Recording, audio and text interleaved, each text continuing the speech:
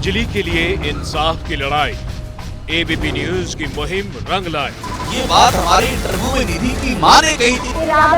हत्या का नहीं बल्कि हत्या का दिखाई दे रहा है। वारदात की रात जिम्मेदारी से भागने वाले पुलिस वालों पर बड़ा एक्शन। दिल्ली पुलिस के 11 पुलिस वालों को किया गया सस्पेंड। अंजलि की मौत के केस में धारा 302 लगाने की तैयारी। वो तो होंगे सस्पेंड, उन्होंने अपनी ड्यूटी ढंग से नहीं निभाई। अगर आज उन्होंने अपनी ड्यूटी ढंग से निभाई होती तो इतना बड़ा हादसा नहीं हुआ होता। मोटिव की दलील देने वाली पुलिस की थ्योरी खारिज। अगर कोई मोटिव या कोई एक इंटेंशन क्लियर करना हो तो उसमें 302 एस्टेब्लिश करना पुलिस के लिए एक बहुत बड़ा चैलेंज है। क्या अब अंजलि के परिवार को मिलेगा न्याय? मकसद ये है कि अंजलि को न्याय मिलना चाहिए। क्या अंजलि को इस तरीके की जांच में न्याय मिलेगा? हादसा नहीं हत्या है, पुलिस की थ्योरी मिथ्या है।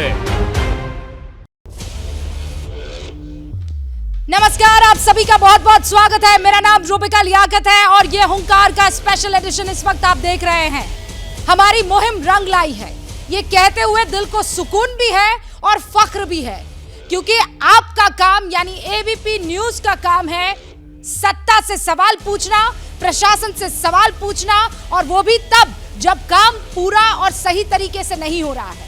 और हम इस बात पर भी यकीन करते हैं कि अगर पुलिस अच्छा काम करेगी तो यही वो चैनल होगा, आपका अपना एबीपी न्यूज, जो पीठ थपथपाकर सलाम अदब से करते हुए कहेगा कि शानदार काम हुआ है। हम ना तारीफ में कतराएंगे और ना सवाल पूछने में कतराएंगे।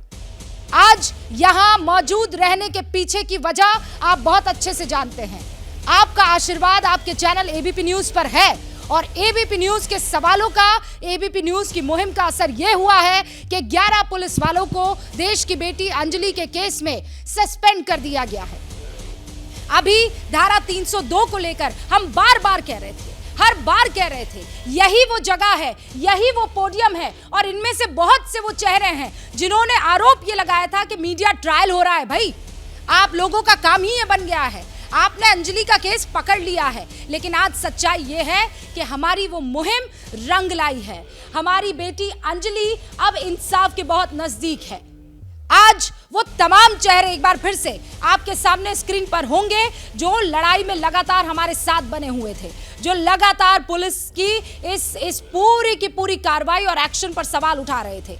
बड़ा लंबा चौड़ा पैनल यहाँ पर मौजूद है, लेकिन पहले मैं चाहती हूँ कि आप ये रिपोर्ट देख लीजिए और उससे पहले ये समझ लीजिए कि 2 सब inspectors, 2 assistant sub inspectors, 4 assistant sub inspectors, 4 head constables और 1 कांस्टेबल को सस्पेंड कर दिया गया है। और हमारी जानकारी ये बता रही है कि जो रिपोर्ट सौंपी गई है गृह मंत्रालय को, उस रिपोर्ट में धारा 302 जोड़ने की बात और सिफारिश कही गई है और यह भी कहा गया है कि फास्ट ट्रायल में जल्द से जल्द इस केस को निपटाया जाए और अंजलि के गुनाहगारों को फांसी के फंदे पर झूलता हुआ देखे देश। हम भी यही उम्मीद कर रहे हैं। लगातार 8 दिनों तक हमने मुहिम चलाई और आज वो मुहिम रंग लाई है। केस में हत्या का मोटिव नहीं है, बार बार पुलिस की तरफ से कहा जा रहा था, लेकिन अब पुलिस की ये थ्योरी मिथ्या साबित हो रही है। सारे खास मेहमानों से मैं आपका परिचय करवा देना चाहती हूँ, ये बताते हुए कि यही वो जगह है जहां जज भी थे,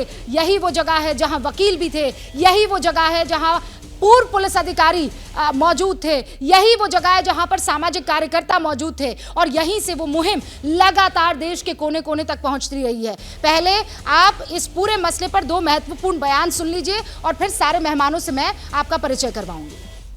समय कोई भी व्यक्ति गाड़ी चलाता है तो एक शरीर किसी लड़की का, ग्रोन अप लड़की का, 20-21 साल की लड़की का शव उनके गाड़ी के नीचे है, उसके चैसिस के नीचे फंसा हुआ है, किसी को ये पता नहीं चले, ये नामुमकिन है। तो जिस समय उनको ये पता चल गया, भले मैं मानती हूँ कि अगर ये शुरुआत में एक एक्सीडेंट था, पर वो 302 के अंदर तुरंत उस समय बदल गया जिस समय उन्होंने गाड़ी को नहीं रोका और यू टर्न से गाड़ी को घुमाते रहे। तो हमारा मानना है कि ये केस जो है वो गैर इरादतन हत्या का नहीं बल्कि हत्या का दिखाई दे रहा है।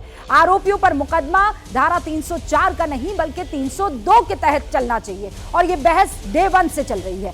दिल्ली पुलिस मोटिव पर अटकी हुई है लेकिन उसकी जांच पूरी तरह से भटकी हुई है। 5 दिन और 18 टीमों की छानबीन के बाद भी रोज नए नए खुलासे होने के बाद ये साबित हो रहा है कि पुलिस अभी भी इस केस को अच्छी तरीके से ना समझ पाई है या फिर वो नीयत नहीं दिखा पा रही है।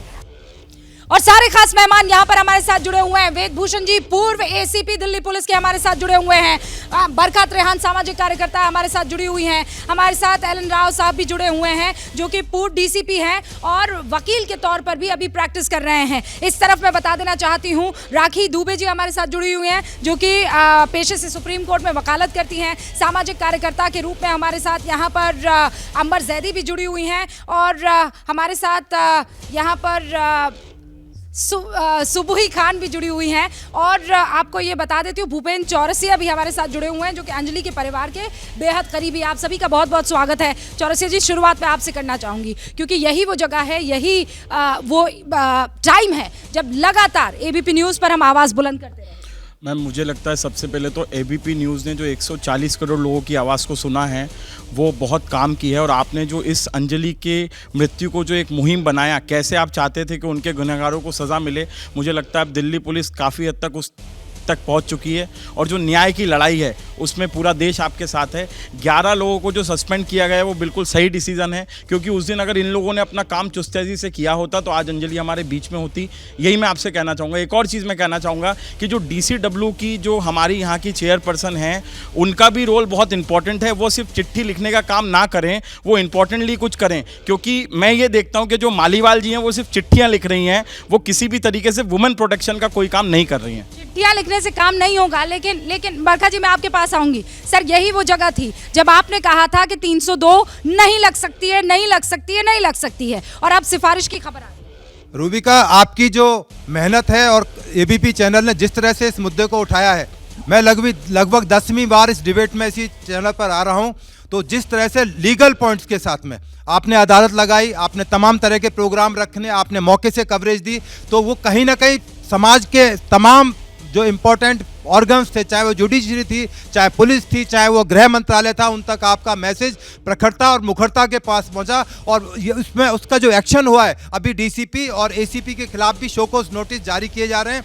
और उसके अलावा इन्वेस्टिगेशन अभी 77 दिन की बकाया है। तो अभी शुरुआत है, अभी बहुत कुछ होना है, बहुत कुछ फैक्ट्स निकल कर। अभी भी आप वेदभूषण जी थोड़ा स्केप्टिकल लग रहे हैं क्योंकि आप सिस्टम को ज्यादा समझते हैं, आप बेहतरी से मुझे बता पाएंगे स्केप्टिकल क्यों? सेक्शन की गिमिक्री में मत जाइए, सेक्शन घट सकती है, हट सकती हैं। हमारे लिए सबसे इंपॉर्टेंट है कि अंजलि को न्याय कैसे दिया जाए, जो इंपॉर्टेंट है। लेकिन पुलिस की जिम्मेदारी पर हम आगे बात करेंगे। मैं ये बता दूं कि अभी हमारे साथ DCW की अध्यक्ष स्वाति मालेवाल जुड़ चुकी है, जरा उनका रुख कर लेते हैं। स्वाति जी बहुत बहुत स्वागत है आपका। एबीपी न्यूज की मुहिम रंग लाई है। हम बार बार डे 1 से, आप तो स्वाति जी खुद हमारे साथ जुड़ी हैं, डे 1 से हम कह रहे हैं कि ये हिट एंड रन नहीं है, ये बाकायदा हत्या है, लग रहा है और अब जाकर पुलिस की नींद टूटी है।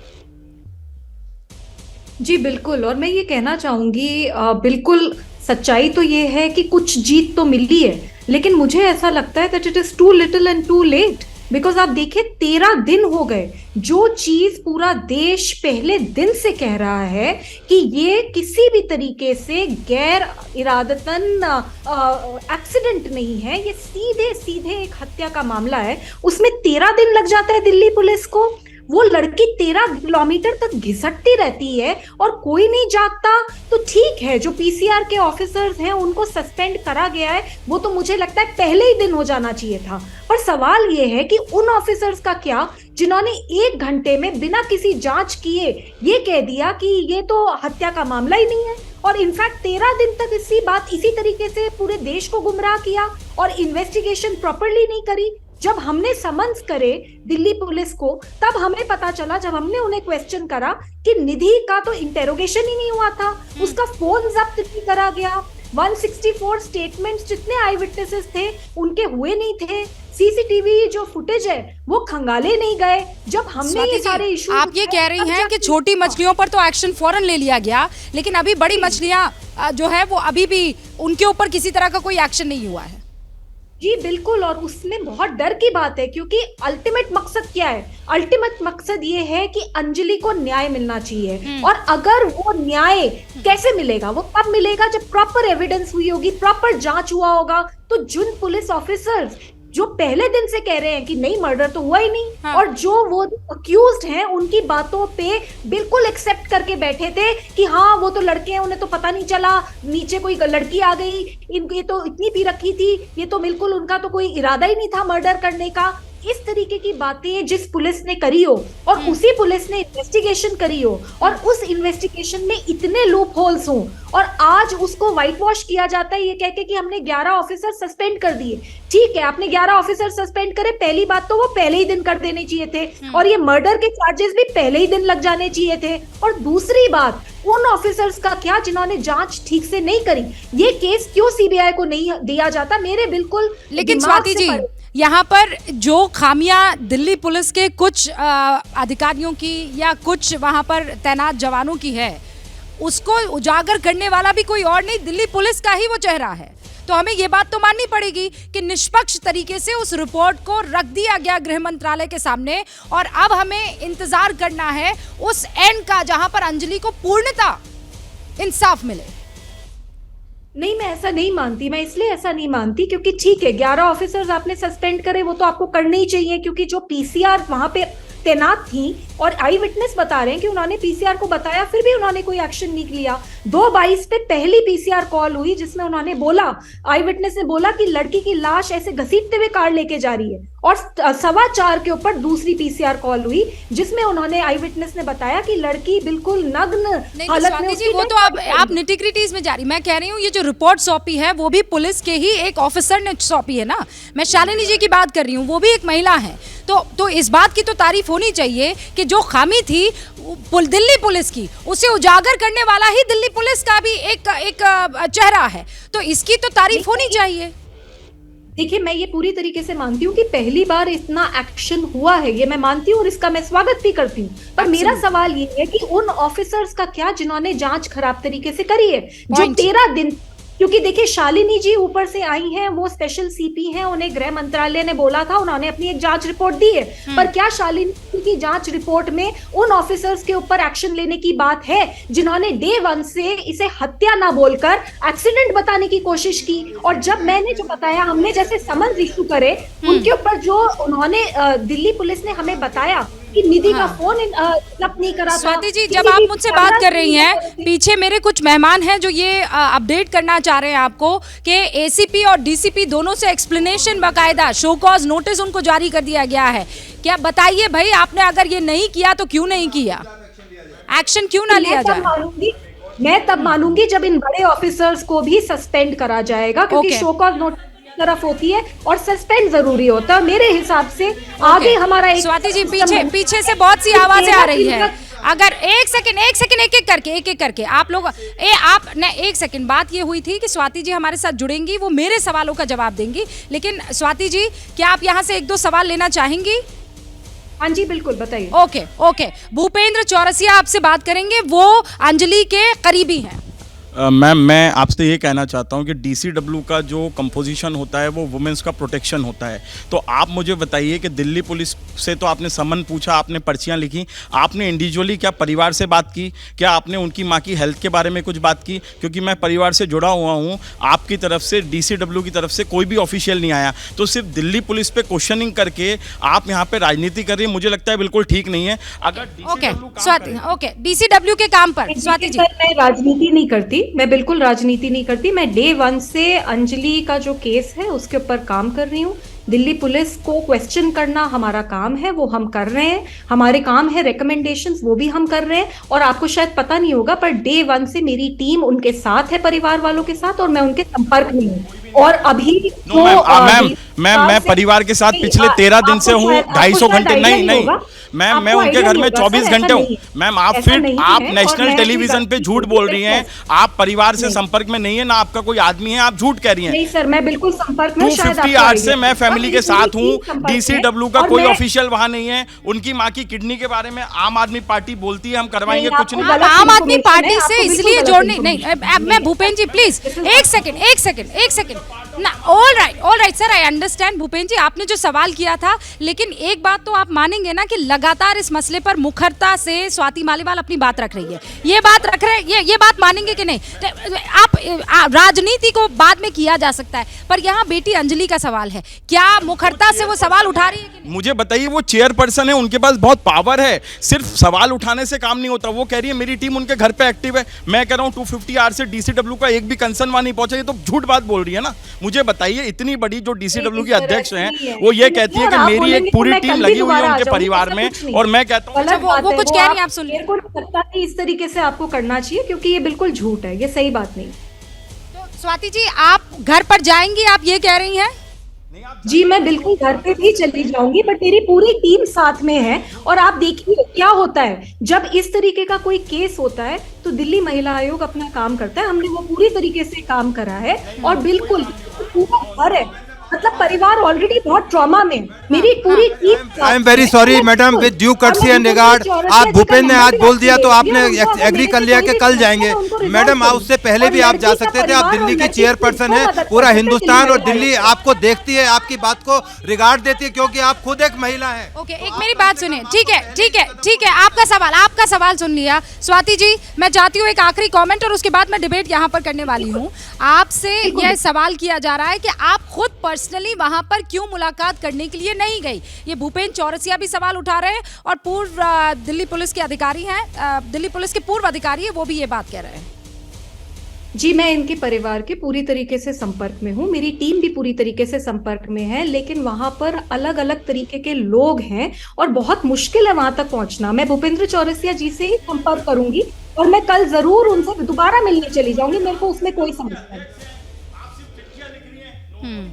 अच्छा भूपेन जी, वो ये कह रहे हैं वो आपसे संपर्क करेंगे। बाकी से करती हूँ, बहुत अच्छे से करती हूँ, और मैं जो कर सकती हूँ अपनी तरफ से पूरी तरीके से कर रही हूँ। तो मेरा आपसे सिर्फ यही कहना है, आप DCW की अध्यक्ष हैं, दिल्ली की बेटी दिल्ली में सुरक्षित घूमे, उसको किसी प्रकार का डर ना हो। आप कोई छोटी मोटी कर्मचारी नहीं, आप DCW के अध्यक्ष हैं। DCW का फंक्शनिंग है protection and security of women in Delhi, but Delhi में वुमेन सेफ नहीं है। मैं आपको अपने काम के बारे में बहुत अच्छे से बताऊंगी, आप प्लीज एक बार आ जाइए, पहले जानिए। मैं पहले ये चाहूंगा आप परिवार से मिलें, आप उनकी माता से मिलें, आप उनके 9 साल और 10 साल के भाई से मिलें। आप ये जो कह रही हैं कि उनका आपकी एक टीम एक्टिवेट है, that is a totally wrong information put on by you, ये बिल्कुल गलत है। आप मुझे अभी दिलवा दीजिए। हमने बहुत बार संपर्क करने की कोशिश की और मेरी पूरी टीम कॉन्स्टेंटली उनके साथ है, तो प्लीज मेरा आपसे रिक्वेस्ट है, झूठ मत बोलिए। संपर्क करने की कोशिश की है, that is what I am saying, I want to expose. एक एक करके। जब पुलिस की बात आती है, दुनिया पुलिस को गाली देती है, दिल्ली पुलिस के कुछ लोगों ने गलत काम किया, गृह मंत्रालय ने 11 लोगों को सस्पेंड किया। मैं कहता हूं जितनी दिल्ली पुलिस जिम्मेदार है उतनी ही DCW भी जिम्मेदार है, क्योंकि मैडम कहती है कि हमने अपने लोगों को एक्टिवेट किया है, अभी कह रही है मैं उनसे संपर्क ही नहीं कर पा रही हूं। तो कैसे ये 2 कमेंट 1 मिनट के अंदर दे पा रही है? DCW इज इक्वली, आप मेरी बात को गलत मोड़ रहे हैं, बिल्कुल गलत बात है। आप कहते हैं कि जितनी दिल्ली पुलिस जिम्मेदार है उतनी दिल्ली महिला आयोग जिम्मेदार है। क्या मेरे 88,000 पुलिस ऑफिसर्स जिनको जमीन पे वहां पे रहना था, वो लड़की अंजलि घसीटती हुई मरती गई, 13 किलोमीटर तक घसीटी गई, और उसमें दिल्ली महिला आयोग का काम है। आपने क्या किया? उसके बाद आपने क्या किया? 13 दिन तक आपने क्या किया? एक बात सुनिए ना, हमारी डिबेट डिरेल हो रही है। स्वाति जी और भूपेन चौरसिया जी, मैं एक बार फिर से ये नहीं सर मुझे एक बात बताइए, आप अभी एक बात बताइए स्वाति मालीवाल, एक सेकंड सर मेरी बात सुनिए, एक सेकंड मेरी बात सुनिए। स्वाति मालीवाल जी, आप परिवार से संपर्क में हैं कि नहीं है? मैं बिल्कुल परिवार से संपर्क में हूँ, मेरी उनसे बात भी हुई है, और मैं अगर उनको ऐसा लगता है कि मेरी तरफ से कोई कमी हो गई तो मैं बिल्कुल जो वो चाहते हैं वो सब करने के लिए तैयार हूँ। और इनफैक्ट दिल्ली सरकार से भी बात करके उनको वो राहत भी दिलवाई है। तो मैं पूरी तरीके से अपनी कोशिश कर रही हूँ। मेरी तरफ से अगर परिवार को कुछ भी लगा कि मैंने कुछ कमी करी है तो उसके लिए मैं जो वो चाहेंगे वो सब करने को तैयार हूँ, क्योंकि मैं अपनी पावर में जितना कर सकती हूँ उससे कहीं ज्यादा कर रही हूँ। आप ये लोग, एनसीडब्ल्यू भी तो दिल्ली में बैठी है, एनसीडब्ल्यू से कोई सवाल पूछता है? दिल्ली महिला आयोग से सवाल पूछ रहे हैं। दिल्ली महिला आयोग के पास स्टाफ क्या है, रिसोर्सेज क्या है? लड़ रहे हैं, चाहे वो राम रहीम हो, चाहे वो कोई भी क्रिमिनल हो, चाहे वो साजिद खान हो, चाहे वो ये अगर अंजलि को आज न्याय मिलने की थोड़ा सा स्टेप आगे बढ़े तो कौन कह देगा कि दिल्ली महिला आयोग का उसमें रोल नहीं है? तो मेरी बहुत रिक्वेस्ट है, हम महिलाएं जो काम करने की कोशिश करती हैं उनकी मदद करें, उनको सपोर्ट करें, और जहां तक अगर ऐसा लगता है कि परिवार को नहीं पर नहीं एक सेकंड, मैं आप लोगों से एक बात समझना चाह रही हूँ। क्या एनसीडब्ल्यू को केस जो है वो सॉल्व करना है, डीसीडब्ल्यू को इस पूरे मामले में सॉल्व करना है? उसे पुलिस की जिम्मेदारी बड़ी क्या एनसीडब्ल्यू की? मुझे पता है बिल्कुल पुलिस की जिम्मेवारी, डीसीडब्ल्यू इस केस, देखिए डीसीडब्ल्यू की जिम्मेवारी है, लेकिन जिस तरीके से सौरभ भारद्वाज और स्वाति मालीवाल ने इस इशू में इतनी जमकर के बातचीत करी थी, किसी और कल का इशू है, पाकिस्तान भी का इशू है, यहाँ पे एक इंडियन वुमन ने बोला है कि मेरे साथ सेक्सुअल असॉल्ट हुआ, कभी नहीं, कितने सारे केसेस हैं दिल्ली में, कभी भी ये संज्ञान नहीं लेती, कितने पर अंजलि के केस में बात कीजिए ना। मैं सियासत खेलने मैडम, मैं सियासत बात में, लेकिन अंजलि को इंसाफ मिल रहा है कि नहीं मिल रहा है? मैं ये कहती हूँ डीसीडब्ल्यू के केस में स्वाति मालीवाल डे 1 से साथ है। इन्होंने पुलिस को शो कॉज नोटिस जारी किया था, ये बात सच है। एल राव साहब, पुलिस के केस को आप डीसीडब्ल्यू से कैसे इस वक्त कंपेयर करते हैं? देखिए पुलिस की जिम्मेवारी अलग है, डीसीडब्ल्यू की अलग है। मैं मानता हूँ डीसीडब्ल्यू में शुरू से ही इन्होंने प्रोएक्टिव एक्शन लिया है, लेकिन जब ये कह रहे हैं कि हम क्या कर सकते हैं तो उसको प्रिवेंट करने के लिए वो मैं बताना चाह रहा हूँ। डीसीडब्ल्यू रिकमेंड करके दिल्ली में जो आम आदमी पार्टी ने कहा था हम हर सड़क पे सीसीटीवी लगवा देंगे, अगर इसमें इस रोड पर सीसीटीवी अगर होते तो इस केस का नजरिया दूसरा होता, हो सकता है वो जज जाते, एक्सीडेंट नहीं होते, रोड ठीक करा सकते। रोड करने का काम भी इनका है, रोड ठीक नहीं है, वहाँ पर सीसीटीवी नहीं है, लाइट्स नहीं थी, रोड पर लाइट्स नहीं थी, पुलिस को उसको ढूंढने में बड़ी दिक्कत आई। तो ये सारा काम भी तो आम आदमी पार्टी के सरकार का है ना, और जो कि डीसीडब्ल्यू आम आदमी पार्टी। ये पूरा मामला पॉलिटिकल राखी में पॉलिटिकल होता हुआ नहीं दिखाई देगा? ये बात बिल्कुल सही है। मुझे लगता है इसको पॉलिटिकल ना बना के हमें ये देखना चाहिए कि फीमेल सिक्योरिटी की बात हो रही है। यहाँ पे एक बहुत बड़ा क्वेश्चन है फीमेल सिक्योरिटी का ना। इसमें स्टेट एंड नेशन को सेंटर ने तो रिकमेंडेशन दे दी है कि वहाँ पे लाइट्स क्यों नहीं लगी, वहाँ पे सीसीटीवी कैमरास को देखिए कि वो एक्टिवेटेड रहें। तो मेरे ख्याल से यहाँ पे स्टेट को भी प्रोएक्टिवली पार्टिसिपेट करना चाहिए, जॉइंटली काम करें कि जिससे फीमेल्स अपने आप को सेफ फील करें। ओके, सुबह कुछ रूबिका, सबसे पहले तो मैं ये कहना चाहती हूँ कि दिल्ली महिला आयोग की अध्यक्ष का ये कहना कि हम उस लड़की के परिवार तक नहीं पहुँच पाए, ये एक बहुत ही अविश्वसनीय और बहुत ही दुखद स्टेटमेंट है। दिल्ली जैसी जगह में आप दिल्ली कमीशन की विमेन कमीशन की प्रेसिडेंट अगर वहाँ नहीं पहुँच पाती हैं तो क्या हाल होगा दिल्ली की महिलाओं का, वी ऑल कैन इमेजिन। मैं एक बात, स्वाति जी बीच में मत काटिए, मेरी बात पूरी तो होने दीजिए प्लीज। मैं यहाँ पे डिबेट करने के लिए बैठी नहीं हूँ, मेरी बात तो पूरी होने दीजिए। जी मैं आपसे बस एक लास्ट, आई अंडरस्टैंड नहीं, एक सेकंड, आई अंडरस्टैंड, आप मेरी बात सुनिए। सुबह एक सेकंड, स्वाति जी, ये नहीं स्वाति जी, मैंने आपसे इसीलिए इनिशियली पूछा था कि आप क्या ये सवाल लेना चाहेंगी या नहीं लेना चाहेंगी? स्वाति जी, 2 सवाल होता है, मेरे को अभी एक केस के लिए दौड़ना है। लेकिन स्वाति जी, मैं आपसे एक सवाल पूछना चाहती हूँ और बहुत क्लियर सवाल है ये। यहाँ पर जितने भी लोग मौजूद हैं वो ये कह रहे हैं कि क्या डीसीडब्ल्यू के पास इतना पावर नहीं है कि वो दिल्ली की महिलाओं को सुरक्षित रखने के लिए इम्पोर्टेंट एक्शन ले सके? क्या ये टूथलेस टाइगर है? बहुत क्लियर सवाल।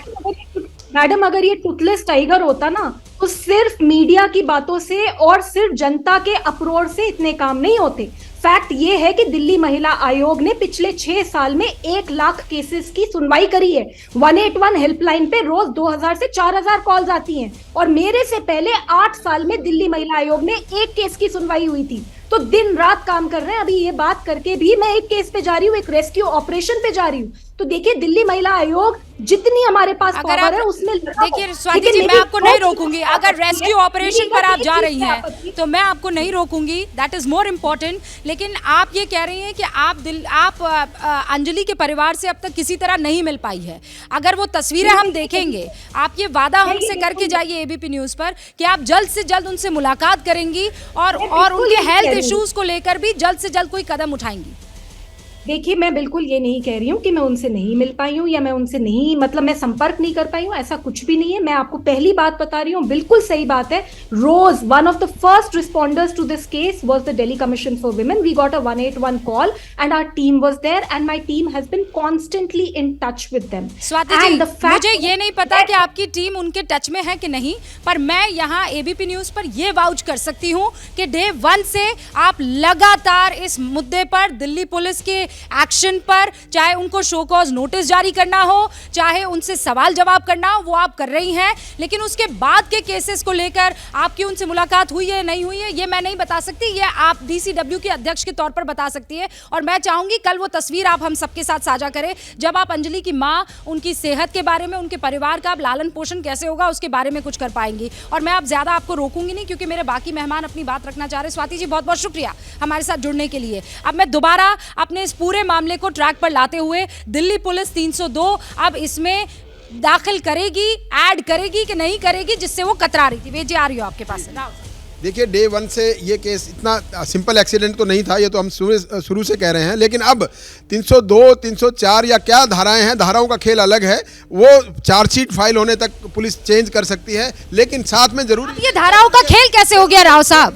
खेल कैसे? जरूरी ये है कि एविडेंस कितनी जरूरी है, एविडेंस लेना बहुत जरूरी है। इस केस में अभी तक मुझे एविडेंस बचे होंगे क्या राखी जी? यही तो, ये हमारा नहीं, ये तो जज का खुद का क्वेश्चन है। अगर आप देखें तो जज ने उनसे खुद पूछा है कि आप एक बार में ही सारे सीसीटीवी फुटेज क्यों नहीं कलेक्ट कर ले रहे, आपके टैंपरिंग की वेट कर रहे हैं। तो ये जो चीज है ना, बहुत इंपॉर्टेंट चीज है कि जज जी कुछ कहना चाह रही है क्या? है कहाँ? अगर जाले शराब नीति ना लाए होते, लिकर पॉलिसी ना लाए होते तो आज ये दिन ही ना देखना पड़ता। सीसीटीवी होते तो भी आज ये दिन ना देखना पड़ता।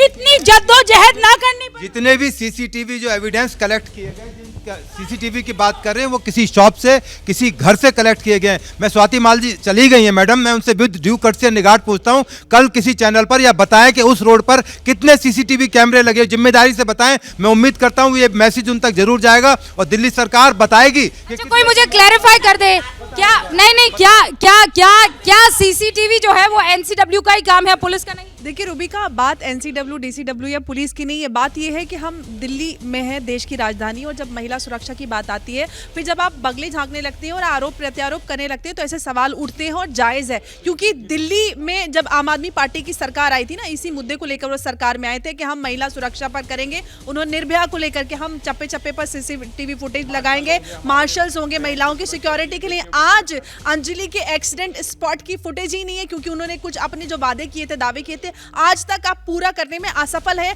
और जब बात होती है, सवाल होता है, तो आप दूसरे के ऊपर आप आरोप प्रत्यारोप करने लगते। स्वाति मालीवाल जी, मैं आपके माध्यम से आपकी सरकार से पूछता हूं, जो निर्भया फंड था, आप उसके बारे में एक एक पैसे का हिसाब किताब एबीपी चैनल को दें कि सर स्वाति जी तो अब चली गई हैं, पर आप मेरे सवाल का जवाब दीजिए। दिल्ली के लोग जरूर सुनने होंगे। बहुत आसान, निर्भया फंड पर आप पूछ लीजिएगा सवाल, लेकिन अंजलि के सर दिल्ली पुलिस की बात कीजिए ना। चलिए, सीसीटीवी कैमरा नहीं था।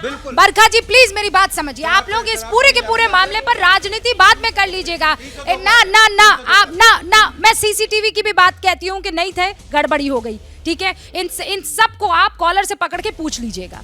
मैं कह रही हूँ पूछ लीजिएगा। अभी यहाँ पर राजनीति, इसीलिए मैंने ना बीजेपी का आदमी बुलाया यहाँ पर, ना मैंने आम आदमी पार्टी का बुलाया। पर आप प्लीज मेरी बात सुनिए। 2.5 घंटे तक दीपक फॉलो कर रहा था, वो उस वक्त लाइव सीसीटीवी की तरह काम कर रहा था। कहाँ थी आपकी पुलिस?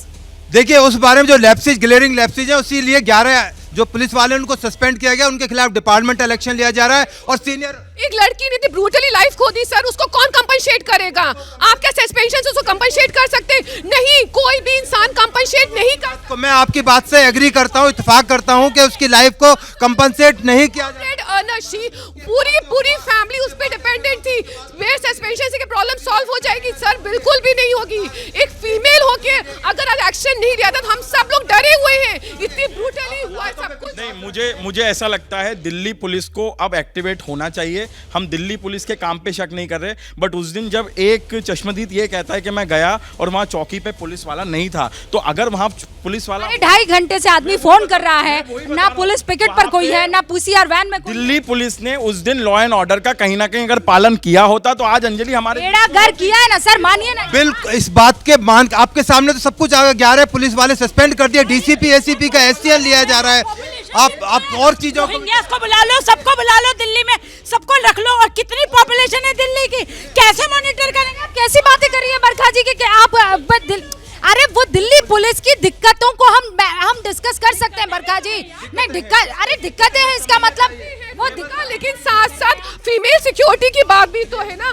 यहाँ पे आप दिल्ली में मेजॉरिटी ऑफ फीमेल से आप वर्किंग, वो घर से बाहर निकल रही, वो सुरक्षित कैसे महसूस? नहीं वेद प्रकाश जी, एक सेकंड, ये फैशन नहीं है। मैं आपको बहुत शिद्दत से और दिल से बता रही हूँ, मैं एक बार नहीं, मैं 1000 बार दिल्ली पुलिस को सलाम करूंगी, 1000 बार दिल्ली पुलिस को सलाम करूंगी। और वेदभूषण जी एक बार नहीं 1000 बार सलाम करूंगी। लेकिन उस दिन जो हुआ है उसके लिए मैं उनसे सवाल पूछूंगी सर। मैं आपके चैनल पर मानने के लिए तैयार है। हम आप कह रहे हैं कि दिल्ली, बरखा जी कह रही है कि दिल्ली पुलिस के कांस्टेबल कितने हैं? रूबिका जी मायापुरी में 2-3 दिन पहले की बात है, दिल्ली पुलिस का एक सिपाही मर गया, चेन स्नैचर, उसे दुख है मैम, पॉपुलेशन कम करिए ना, सबको क्यों बुला लाते हैं दिल्ली में? ये पॉपुलेशन की वजह से उसको गाड़ी में देखिए रूबिका, हम 302 इसलिए नहीं लगाई क्योंकि पॉपुलेशन ज्यादा हो गई है।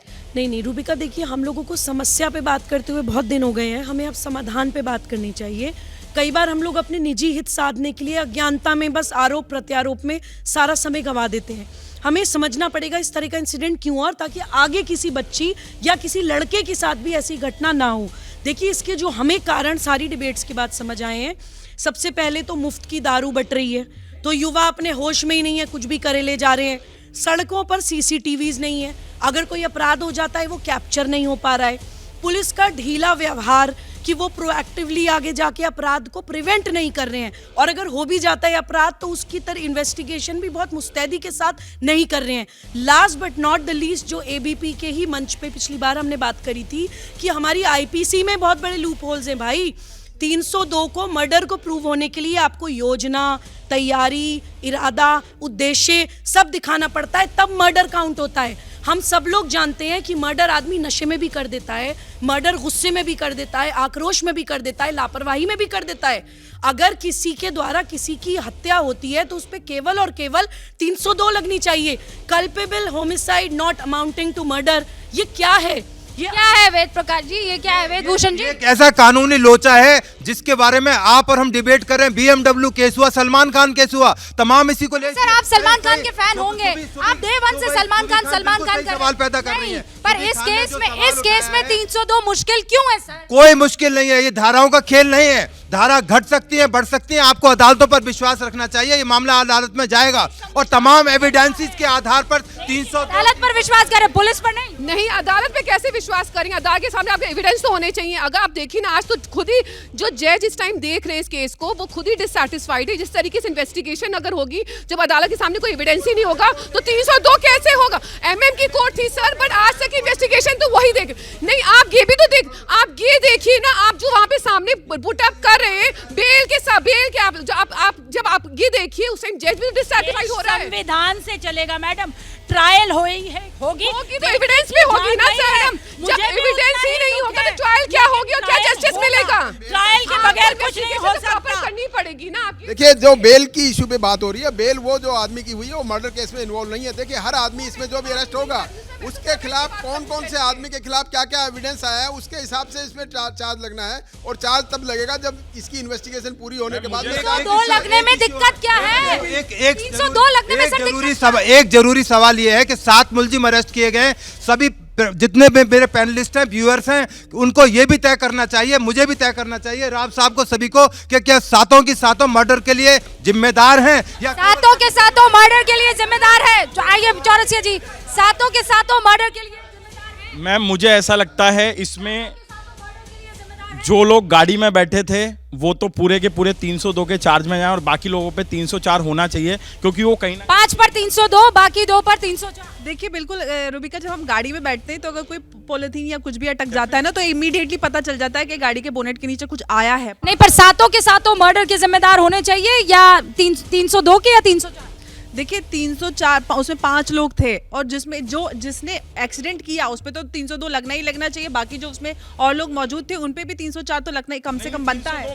गाड़ी पे जो थे वो तो देखिए, मेरी बात सुनिए, मैं रूबिका मैम, आप और हम एक छत पे खड़े हुए हैं, 10वीं मंजिल से अगर मेरे हाथ से आपको धक्का लग जाता है और आप 8वीं पे आ जाती है, जिसको पता है उसको कैसे, उस पर कैसे? देखिए 5 लोगों ने एक लड़की को जिंदा घसीटा। अब जरा सोचिए रूबिका, एक दीवार पे उंगली भी घिसट आ जाती है तो कितनी तकलीफ होती है। एक लड़की को 20 किलोमीटर तक 2 घंटे घसीटा गया, पुलिस ने बताया है। ये पहले तो आ रहा था 3-4 किलोमीटर, उसके बाद पुलिस ने बताया, हमें वो बोले पुलिस ने बता दिया ना कितनी देर। उसके बाद अगर आप अभी भी सोचना पड़ेगा, क्यों को भी अगर आप छोड़ देंगे तो कैसे चलेगा? इस चीज को तय करने के लिए कल एक गुजरात से फॉरेंसिक टीम आई है, वो तमाम रास्ते पर बता देंगे भूपेंद्र जी, उसके वो आप भी मौजूद थे वहां पर, वो तमाम एग्जामिन करेंगे, क्योंकि मेरी आपकी बात नहीं सुनी जाएगी अदालत में। जो एक्सपर्ट्स है, पोस्टमार्टम रिपोर्ट्स है, मैकेनिकल इंस्पेक्शन रिपोर्ट्स है, गुजरात से टीम आई है, वो बताएंगे कि कहां पर एक्सीडेंट हुआ, कहां से खींचा गया। तमाम जो एक्सपर्ट्स की ओपिनियन है वो कोर्ट में प्रिवेल करेंगी।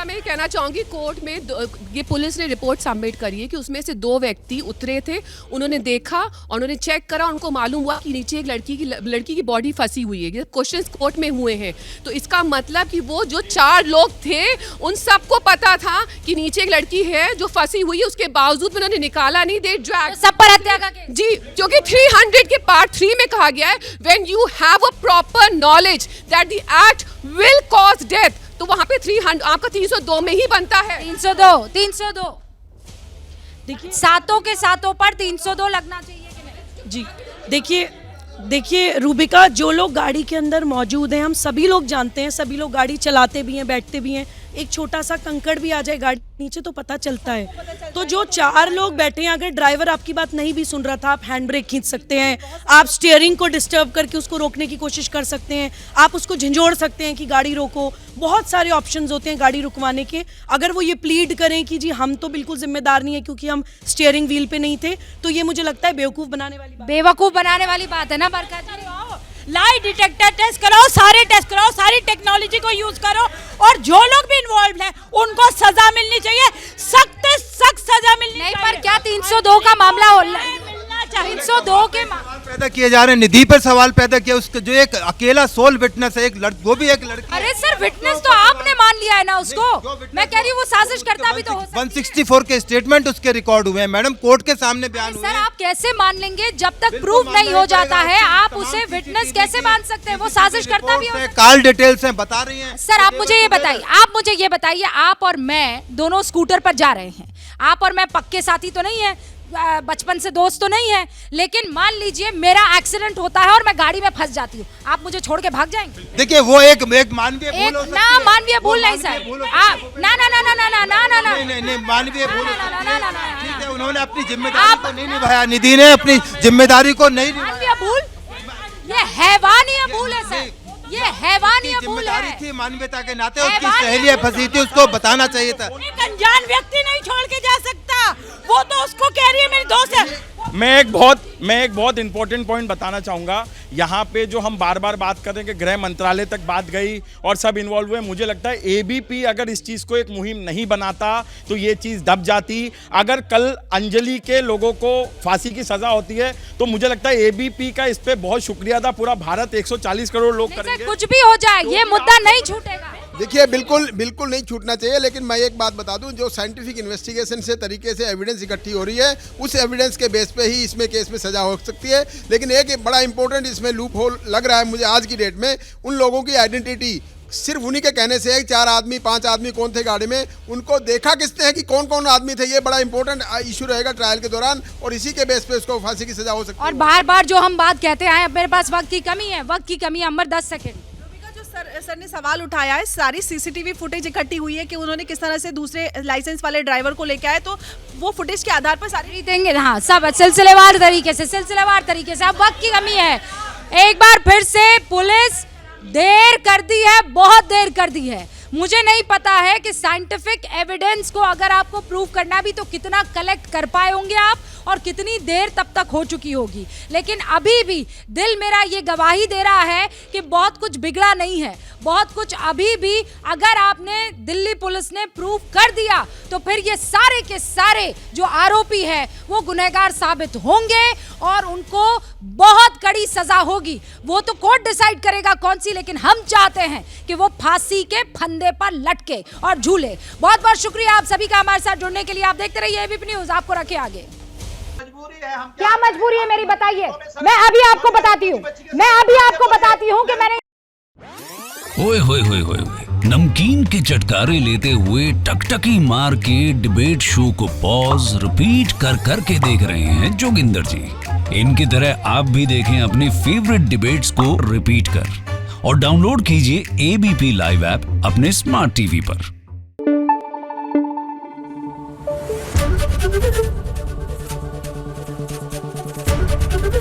एबीपी न्यूज आपको रखे आगे।